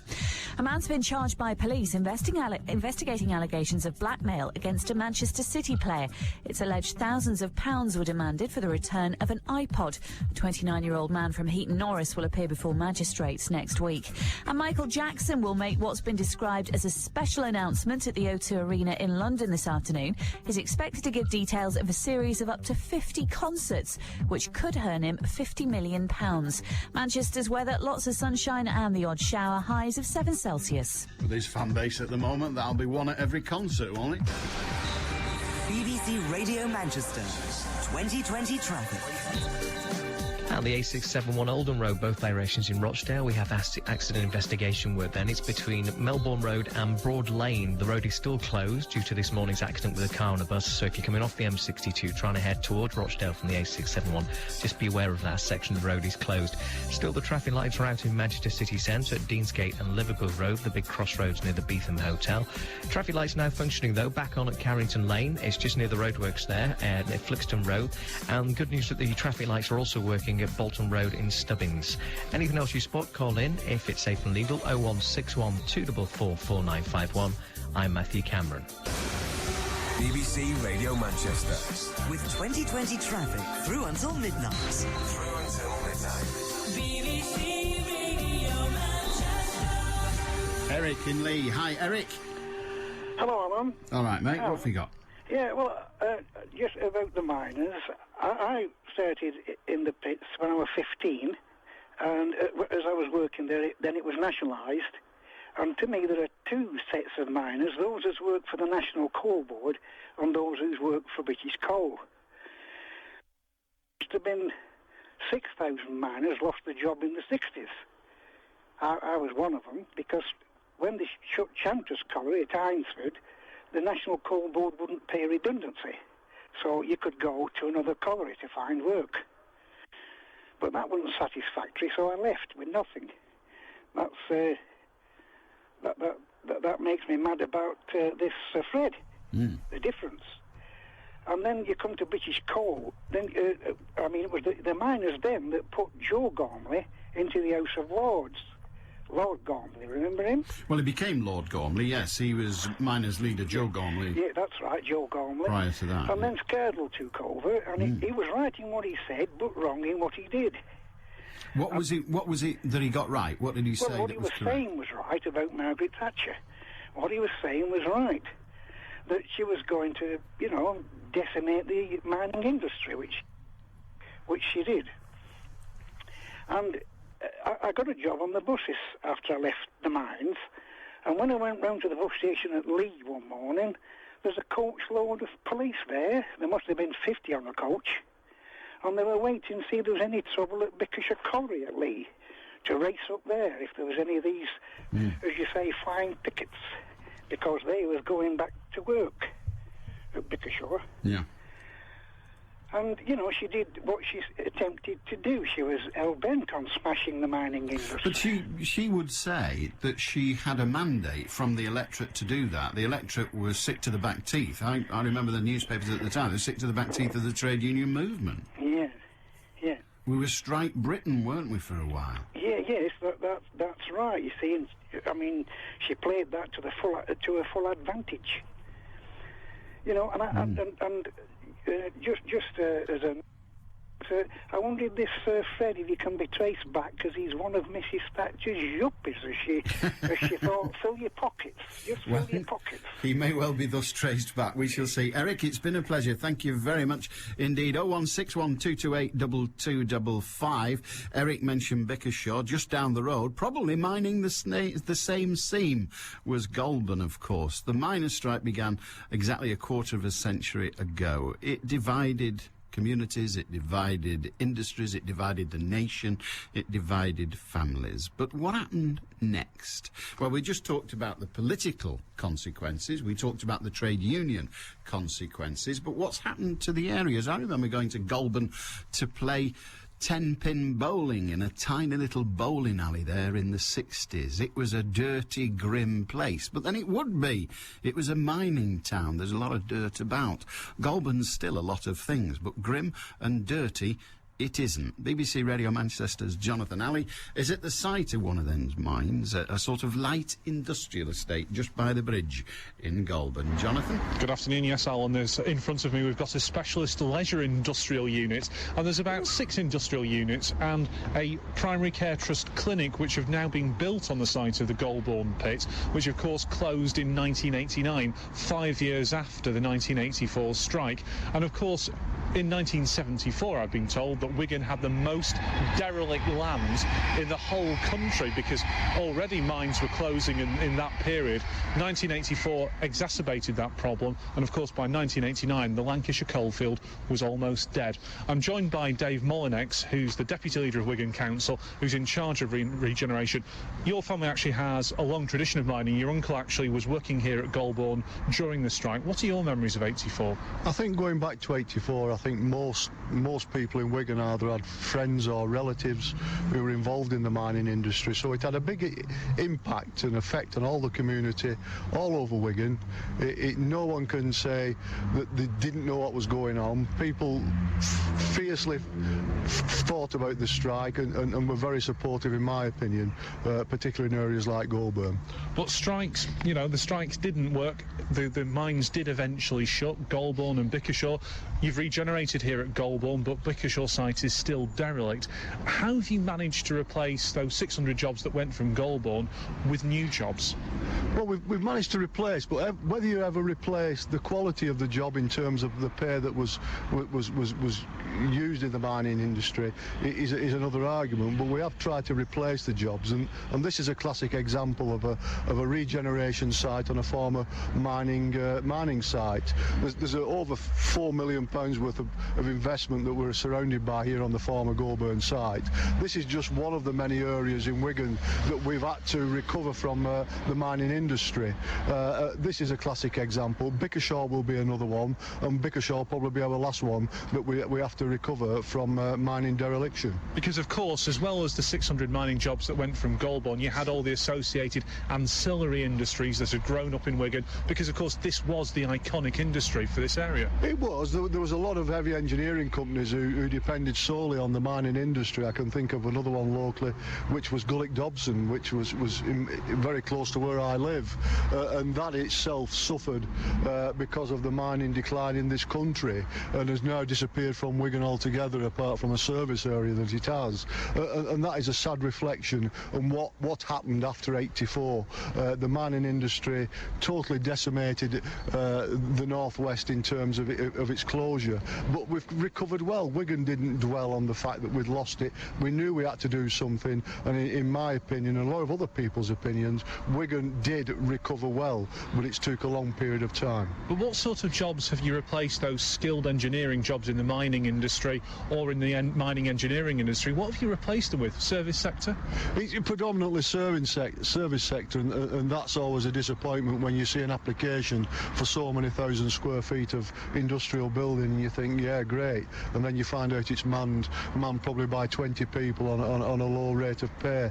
But you've got to work with what you've got, and I know a lot of miners actually did take up retraining and different courses that were optional to them at that stage, and a lot of those people who worked in the mining industry, probably because of the skills they had in the mines, did show that they were more than value in terms of a workforce for the people and employers of this area. But a quarter of a century since the strike, has Wigan fully recovered?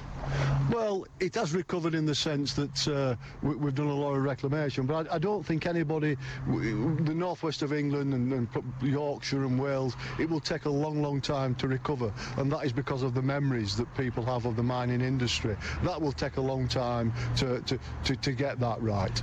Dave Molyneux from Wigan Council, thanks for joining me here down at Goulburn on the site of the former colliery. Thank you very much, Jonathan Alley. In Goulburn, 1984, the great big miners' strike changed our nation, changed the view of the nation. I could do with a similar great precipice-type change at my rugby club, Warrington Wolves. Unfortunately, I don't think one's forthcoming, but they have been busy today. Jack Dearden's with me with some breaking news. Jack. Yes, thanks, Alan. We can now confirm that Warrington have appointed Tony Smith. He joins the club with immediate effect. His title will be the head of coaching and rugby, which pretty much I think is a head coach and maybe a director of rugby situation. He's agreed a 2.5-year contract. That means he'll head up the Wolves coaching and performance teams. James Laws will take on the role of first team coach, and he stays. So he stays, right. And he will work alongside Tony Smith. So who's the big cheese there then? Well, it's got to be Tony Smith, hasn't it? So James Laws has been, demoted to some kind of assistant? I think it's probably fair to say that James Laws has had some of the responsibility taken from him. As we know, of course, he was assistant to Paul Cullen. He was assistant to Carl Harrison prior to that when he was at Salford. And the interesting part about this, I think, is, Alan, and presumably this is what has swayed it from a Warrington Wolves perspective, Tony Smith and James Laws were pretty successful when they worked together in the previous Great Britain coaching partnership. Incidentally, Tony Smith will continue in his role as the England head coach, but he has stood down as the RFL's technical director. Are you still with me? I'm still with you. I've got the musical chairs sorted out. It was that. He's doing 2 jobs now. It was that rather irrational statement you said that they did so awfully well when they were. I don't think they did that well. Well, it was better than Warrington, but then so 10 goals. Well, I'm just assuming that's the way Warrington have looked at it. Yeah. They did reasonably well. It's been a previous coaching partnership. All right. So presumably they thought the 2 factors, might well work. An awful lot of people, when Warrington decided that we're having a press conference today, an awful lot of people, I would imagine, assumed that James Laws was going to get the bullet. That is not the case. He will still be there. His role is first team coach. Previously, I think it was a head coach. He's also got now Tony Smith alongside him, and he's going to combine the 2 jobs. But I think I'm right in saying he's only got about another 7 months to go as the England coach. So we'll have to wait and see. See how he does. But he has stood down. I think if I was appointing somebody new, I'd have hung on till we got past Leeds. Really, they're not going to win that. We'll see, of course, because they play them on Sunday afternoon, as you say. It might not be a bad time to play them. Can I just quickly say as well, Rugby League Extra tonight from 6. Tony Smith, the new, of course, you don't even know what to call him, do you? Well, the head of coaching and rugby. Well, we'll have to find out what that means, to be honest with you. The implication is that the first team won't be playing rugby, but they haven't been so far, so what's the loss? Anyway, you know the difference. Yes. Andy Gatcliffe's coming in as well, the club's chief executive, so he should be able to ratify and clarify the situation. Adrian Morley, Mickey Hyam, all with you and me, of course, from Rugby League Extra tonight from 6 o'clock. Call, text, email, anytime you like. That'll be a cracker, a sort of Warrington invasion. Kind of. Excellent. I hope you've got your primrose and blue ready. Thank you very much indeed, Jack. So changes at Warrington Wolves, you got the gist of them, and of course tonight on Rugby League Extra. Chris in Atherton. Hi, Chris. Hello, Alan, all right? I'm not bad, mate. What can we do for you? You had a chap on earlier who'd written this book about, the trade union movement and that. And well, marching to the fault line. That's right. It was about the miners' strike. Well, he felt the roots of it lay in the 20s. Well, I don't know about that, but I can only comment on my own lifestyle, my own lifespan, and what I know. And in the 60s, when I worked at Mosley Common, I started in 62 as a 16-year-old, the pits were doing well, but the trade union movement to me got very, very strong, if not too strong. And if you remember, we got a government under Harold Wilson, and he had a lady in there called, from Blackburn, Barbara Castle, and she wanted to bring in a bill called In Place of Strife. A lot of people felt if that had come in, we would never have got the Thatcher government or the Thatcher years, because the trade union movement wouldn't have been put into place. They'd have worked with the government, which they should have done and should still be doing. And I believe, you've asked these questions. I don't know why they set out to do it, but I believe the Tory government did set out to smash the trade union movement and set out to smash the miners. But unfortunately for me, what's left this country with, we have no engineering base in this country whatsoever. So when we had Great Britain and the Industrial Revolution, that has absolutely been wiped off the face of the earth. So that's what I believe Thatcher's legacy is to this country, unfortunately. Would it not have been wiped off the face of the earth, using your phrase, anyway, simply because the other parts of the world were industrialising? Possibly. You could have a very big... because, they're doing it in China. It's no good us grumbling about the ozone layer and all this now. We've only done all this in the past, haven't we? Yeah. They're entitled to build themselves up into an economy like we've done. All right, Chris, thank you very much indeed. Alan. Former miner Chris at Mosley Common. Dave in Rochdale. Hi, Dave. Hello, Dave. And we don't seem to have a Dave in Rochdale. Thought we were going to. We'll try again. Hiya, Dave. Well, if we catch him, we'll talk to him. That's the best I can offer you, and it seems reasonable. Jane in Stockport says, I can't believe it's 25 years. I remember it well, as I was unhappily married at the time with 2 small children. I'd just got a job with the sole intention of getting together a healthy bank account so I could get a mortgage and leave. I remember thinking of the wives and the families struggling. They seriously doubted whether striking would do any good anyhow.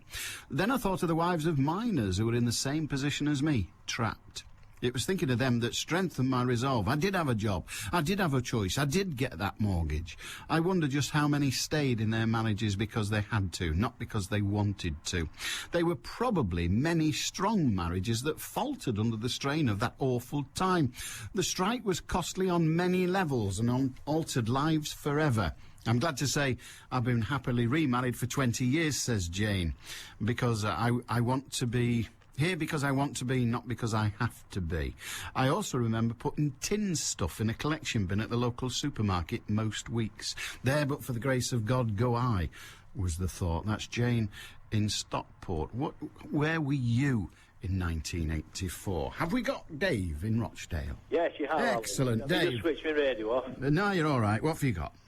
Right, miners' strike. Yes. Rochdale, yeah, we formed a committee from a local Labour Party, which I chaired for supporting the miners. We used to go out 2-3 nights a week, knocking on doors around Rochdale, saying, can we have a tin of soup or a loaf of bread or a toilet roll or what have you. We've organised various events, sort of thing, shows and what have you. We even had got Billy Bragg. He was doing a gig somewhere up Scotland, and they'd contacted him, and he came down to Rochdale on his way home and did a gig for us at the Oldville Theatre, which raised more than £1,000, at that particular time. Yeah. And basically, Thatcher, in 1979, before she got elected, I don't know whether you've ever seen the Miners' paper at that time. I've got it on a plaque on the wall, where Ridley and herself and the committee there decided that they had to destroy the trade union movement because they were too powerful. And that's when they set out the strategies to do it. And unfortunately, Scargill fell into the trap.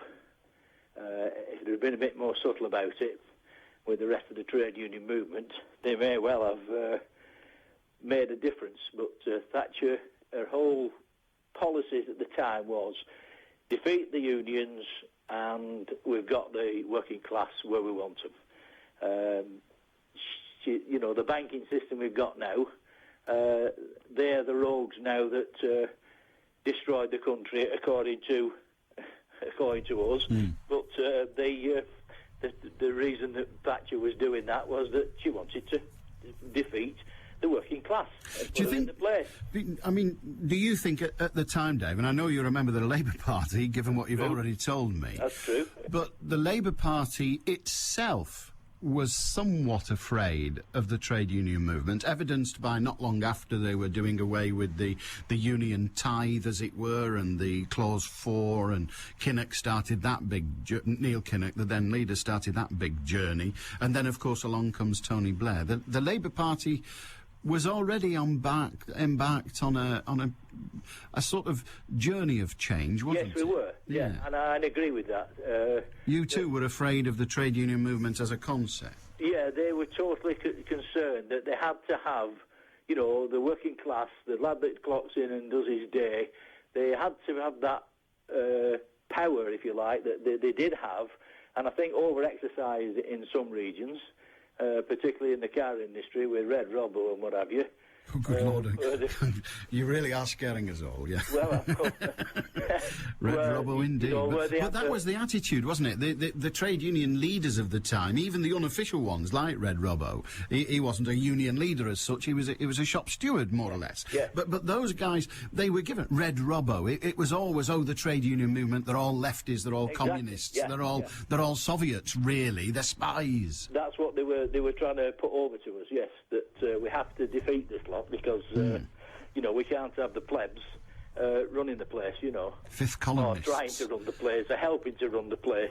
But Thatcher did what she had to do, and I watched the programme the other night, which was, you could see the lady was a little bit over the top by the time they decided to get Geoffrey Howe to say I'm sorry, Mark. Oh, I watched a bit of that programme. I wanted to watch it all, but I couldn't stop myself swearing. Dave, have a good day. Yeah. Have a good day. Cheers, mate. 0161 228 2255. It's just gone 20 to 2 on BBC Radio Manchester. News headlines. Michelle Adamson. The Bank of England's cut interest rates again. This lunchtime they've dropped from 1% to 0.5%. It's not good news for savers, but people on tracker mortgages could see their repayments fall. 70 jobs are to go at an epilepsy centre in Alderley Edge in Cheshire. The David Lewis Centre employs more than 1,000 people at its Walford campus and is the UK's biggest provider of educational and residential services for epilepsy sufferers. A lottery syndicate, including workers from Bolton and Bury, are celebrating after scooping £4 million on the lottery rollover. They work at a firm in Accrington. And Manchester's weather, lots of sunshine this afternoon with the odd shower, highs of 7 Celsius. Well, I don't hate them much. Not at all jealous. Radio Manchester, 2020 traffic. A671 Oldham Road, we've still got problems there. The road is closed between Melbourne Road and Broad Lane, so if you're coming from the M62 and heading towards Rochdale, it will affect you with delays and that section of the road closed for accident investigation work. Traffic lights at Deansgate and Liverpool Road, the crossroads in Manchester City Centre, still out. And also on Carrington Lane, we've got some temporary traffic lights there. Gas main repair works near Flixton Road and Isherwood Road. It's not quite as bad as it was earlier. We did have some congestion early on. Not too bad now, but just beware of those in Carrington Lane. And Oldham Road, the main A62 in Miles Platin at Allen Turing Way towards Monsell Road. Bridge maintenance work and a contraflow there. It's work on the railway bridge near the petrol station, and that's through until the middle of April. If you want to update us, call in on 0161 244 4951. I'm Matthew Cameron. Now grab yourself a pen and a piece of paper. You're going to need to take notes to understand what the hell's going on at Warrington. BBC Radio Manchester Sports with Dennis Lloyd. At the ready, Alan. Good afternoon. As you've been hearing then, within the last few minutes, Warrington Wolves have appointed Tony Smith as head coach and director of rugby. He's agreed a 2.5-year contract at the Halliwell Jones, but will stay on as England coach in a part-time capacity. James Lowes remains at the club as first-team coach. Warrington, of course, have had a run of 8 successive defeats going back to August. And Tony Smith and Warrington's chief executive Andy Gatcliffe are the studio guests on Rugby League Extra from 6 this evening. Wolves players Adrian Morley and Mickey Hyam also join Jack, Trevor and Phil. So Tony Smith has been appointed as the new head coach and director of rugby at Warrington Wolves. Oldham's on-loan striker Dean Windass has put the record straight over reports he said he wouldn't play for the Latics again. He was quoted on his own blog that he was unhappy because he had only been brought on as a substitute in the last minute of Monday night's game against Leeds. But this is what Windass had to say this morning. Never said that I was walking out of Oldham. Never said I was never going to come back, because I'm contracted to this football club to the end of the season. So as far as I'm concerned, it was a storm in the teacup. You know, it was in the papers this morning that I've got to retire now. Well, all the rubbish that is, you know what I mean? I've come to Oldham to get in the playoffs. It's not about Dean Windass. You know, if I play, then I play. If I don't, you know, obviously I'm not going to be happy about it, because I've come in to play football. At the end of the day, I could have stayed at Hull and sat on the bench at Hull in the Premier League. You can hear more from Dean Windass a little bit later on BBC Radio Manchester. Barcelona's Lionel Messi has reiterated his desire to remain at the Nou Camp for the rest of his career amid increasing speculation about his future. Manchester City have been linked with a move for the Argentinian, with reports suggesting that the Blues are preparing a £100 million bid for the striker. Mark Hughes, meanwhile, is expected to be without Craig Bellamy for up to a month. The Manchester City striker, who missed the win over Aston Villa last night, has a knee injury. It's looking like 3 to 4 weeks, but hopefully with a little bit of luck and intense treatment we might get that down to maybe a couple of weeks, 2 to 3 weeks, but we don't anticipate it to be any longer than a month. Bury are advising supporters to purchase tickets for Saturday's local derby against Rochdale before Saturday. The club want to ensure the larger-than-normal crowd are in Gig Lane before kick-off at midday. Dale boss Keith Hill has missed out on the League Two Manager of the Month award to Morecambe manager Sammy McElroy. Manchester United say they aren't going to relax in their chase for another Premier League title, despite restoring their 7-point lead at the top with a 2-1 win over Newcastle. Wayne Rooney says there's still work to do if United are going to be champions again. Obviously there's still 11 games to go, and a lot can happen in them 11 games, and obviously we're in a good position, you know, at the top of the league, but you know, we have to make sure we stay focused from now to the end of the season, and you know, be professional, and then if we can do that, then hopefully we can you know, retain the title. Bangladesh have postponed Pakistan's cricket tour of their country for security reasons. Bangladesh says it was done on the advice of the government after the attacks on the Sri Lanka team in Lahore this week. Pakistan were due to play 2 2020 matches and 5 one-dayers. The head of the Cricketers' Union, Sean Morris, has admitted there are serious doubts about the England players taking part in the IPL next month. Paul Collingwood admits he has security worries about the tournament, but still expects to play.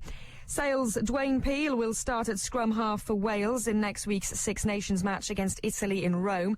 Coach Warren Gatland has made 10 changes to the side that lost in France. Kingsley Jones has underlined his plans for next season as director of rugby at Sale. Jones, who will be working alongside Jason Robinson as coach, wants the Sharks to continue to move forward. We've won the Premiership, which is brilliant, and it's a massive achievement, but we need to go to the next step, and we need to try now and be consistent in the Heineken Cup. I'm not going to stand here and say win it every year, but we need to be quarter-finalists every year.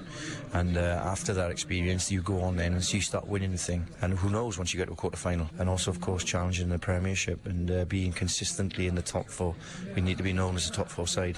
Finally, the former England prop Matt Stevens, who's been banned for 2 years for taking cocaine, says he turned to drugs because of the pressures of professional rugby union.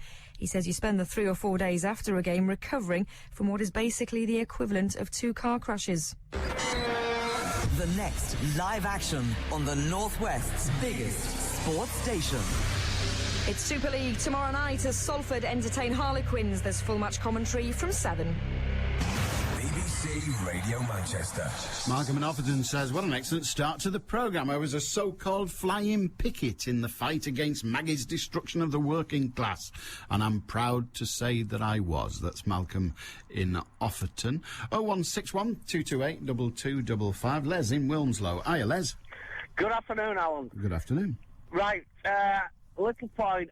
In 80s, when the miners' strike was on, yeah. I used to deliver over to Yorkshire. I used to deliver all to the pits, basically nuts and bolts. I mean, I know it's not a fantastic thing, but the mines... They don't stay up without them, mate. Well, yeah, the mines depended on them. Yeah. And I can remember going to... They used to have a wacky, great big plant, like a depot in Shafton, just outside of Barnsley. Yeah. And I took a full 7.5-ton wagon full of nuts and bolts. It was a one drop, and I took them there, and they'd gone on strike. And I was in the union. I was at the time. I was in United Road, and I drove up there, and it was a narrow. I couldn't have turned it down unless I had to go in the yard, and it was a narrow thing, and there was about half a dozen coppers there, and they came up to me and they said, "Black, we'd appreciate if you didn't go in." I said, "I am in the United Road. Blah blah. I won't go in." I said, "I've got to turn round."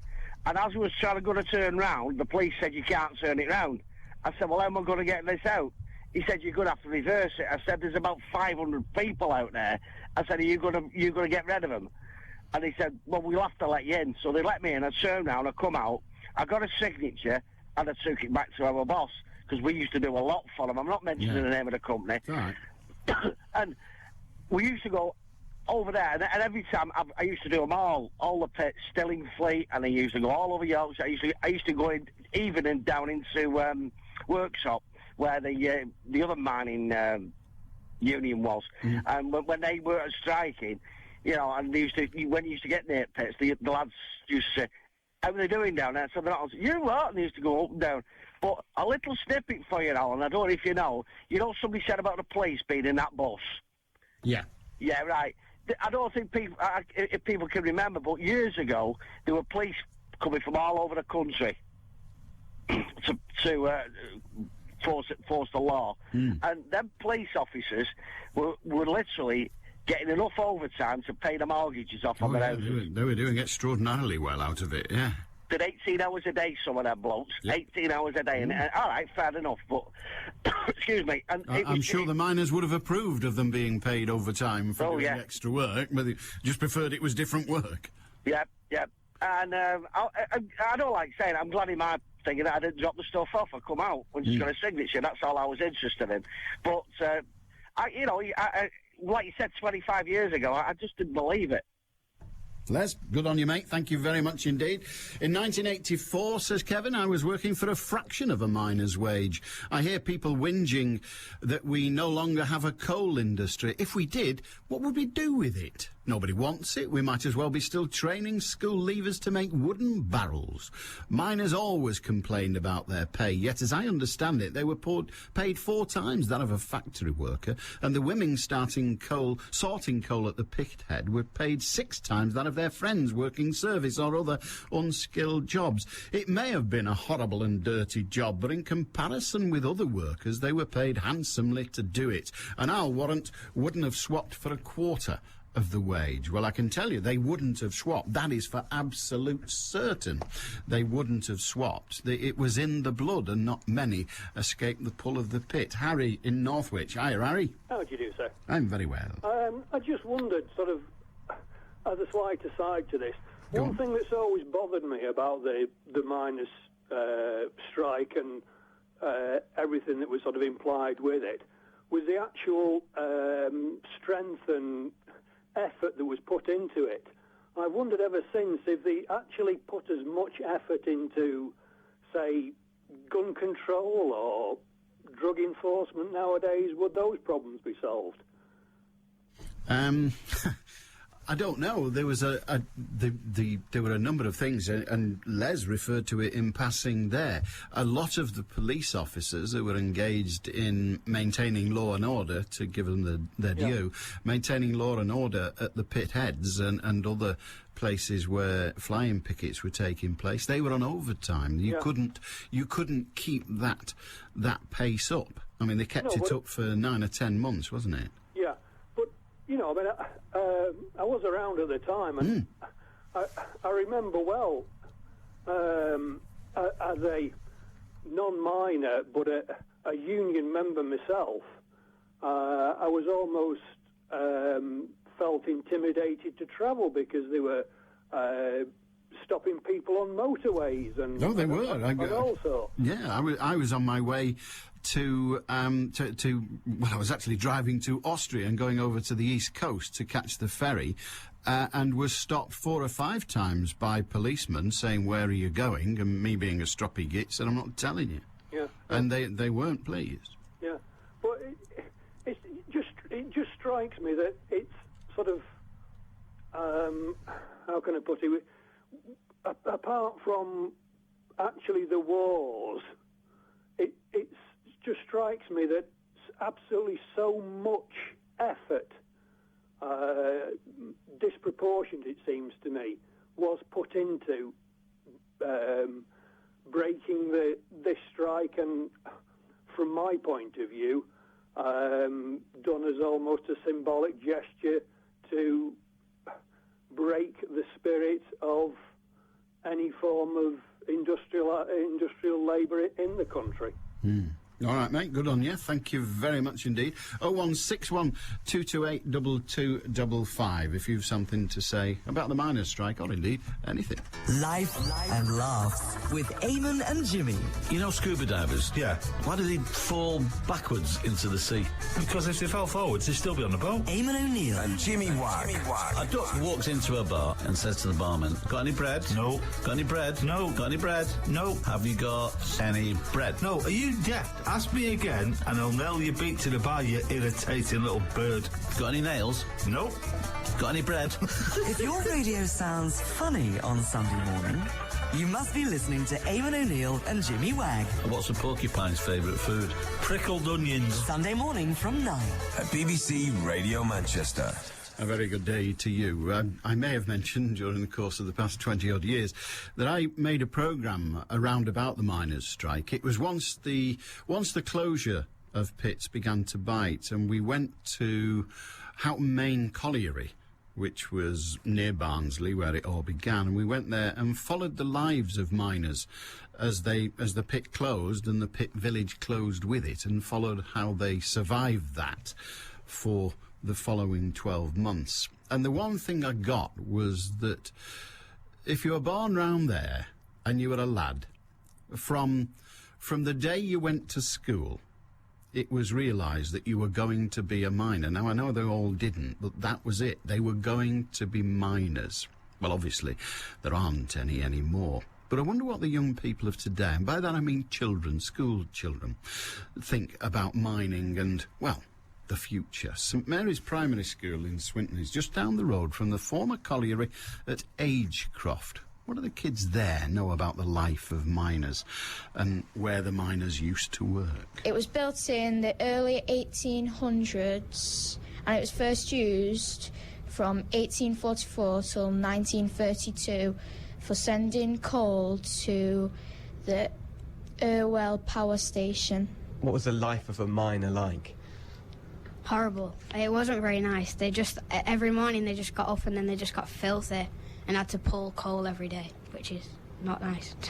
Like every day you had to work and they got all sweat round the faces, and like some like the carry in the mines like different acids, like gases that could affect them. Well, they had little ponies down there because the coal was a bit too heavy for the humans to pull, so the ponies had to pull them, and the birds, because sometimes there was gases down there and the birds suffered more, so when the bird died the humans would know how to get out fast before they die.